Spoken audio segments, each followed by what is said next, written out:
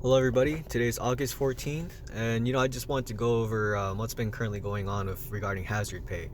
And so far, well, from what I've read online, it doesn't seem like anything else has really happened. They're beginning not to really talk about hazard pay anymore for essential employees, and it seems like people are selling for this $10,000 in hazard pay. The problem with that is that, again, if you're on unemployment benefits, you'd still make slightly more, slightly less, or around the same. So what's the point of being an essential employee? I have a prediction. My prediction is that if the hazard pay of $10,000, which caps at $10,000, actually becomes implemented, a lot of essential employees will either quit or find reasons to file for unemployment. And the reason is because, well, there's just no ifs, ands, or ands about it. They're going to be extending the unemployment. And as I've said this for months now, they're just going to keep extending the unemployment. Once the government implements these kind of handouts, they're just going to keep, they're just going to keep on, giving out these handouts. As I've also said, it might be tailored to individuals' needs, or it might shrink down a little bit.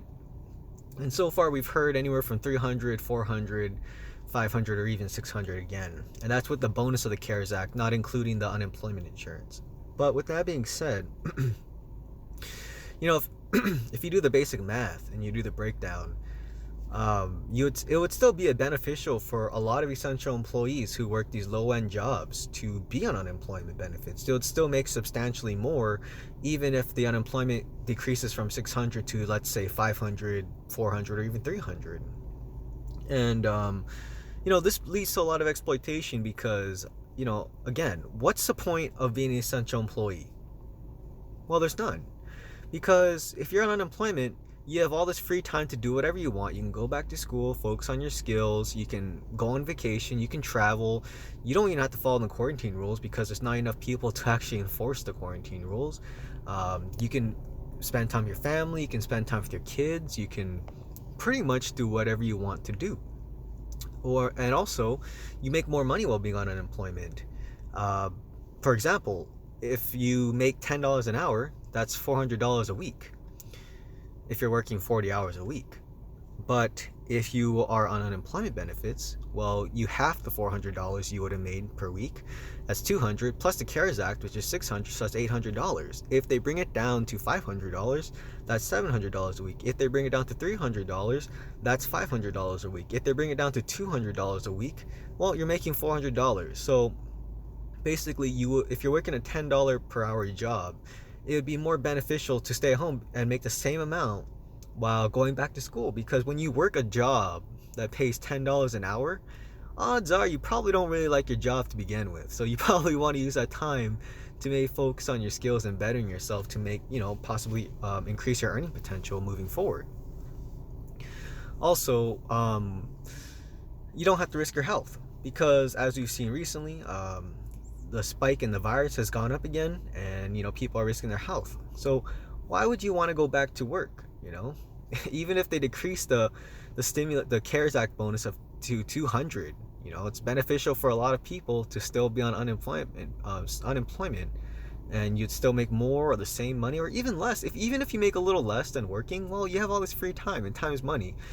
People, like dividend investors, for example, right? They buy money and they buy stocks in a company, and they're gifted these dividends throughout the year that sometimes people call dividend investors invest like large lump sums of money so they can collect a little bit amount of money per week, per month, that can pretty much make up for their cost of living, and they can just live off low amounts of money while doing whatever they want to do, because time is a priceless commodity.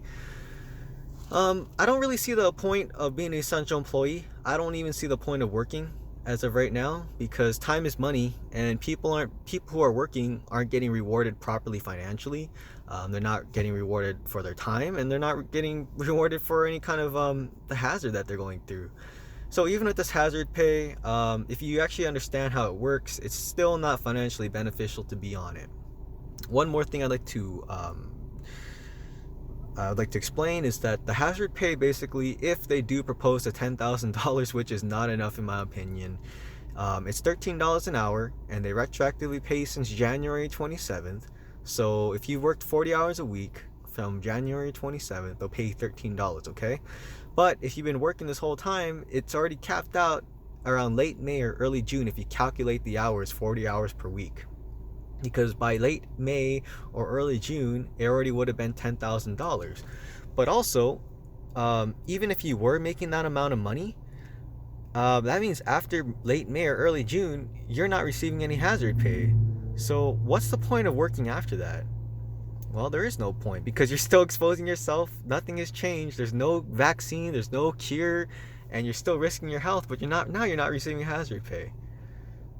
So I don't really know why or what they're thinking, but yeah, it seems like the government has a lot of problems, and I think once people start waking up, yeah, a lot of things are going to happen. So, that being said, I really would like it if people could formulate their own idea on what a proper compensation is. And again, when you're on unemployment, your unemployment benefits, you're supposed to be making less than those who are actually working.